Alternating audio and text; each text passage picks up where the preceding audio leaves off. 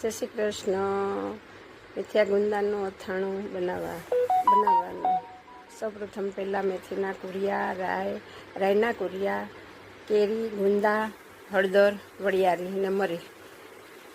મેથીના કુરિયામાં વઘાર કરી ગરમ તેલનો, પછી હળદર નાખવાની અને પછી વરિયાળી, પછી મરી બધું મિક્સ કરવાનું અને પછી મરચાંનો ભૂકો નાખવાનો, કાશ્મીરી લાલ મરચું નાખવાનું, પછી એકદમ હલાવી લેવાનું સરસ.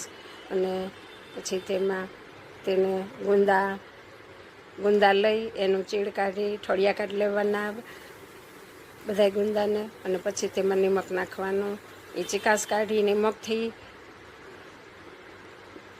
નિમકથી બધી ચીકાશ કાઢી લેવાની અને પછી કપડાથી લોહી લેવાના. અને પછી બરણીમાં મેથીના કુરિયાનો નીચે થર કરી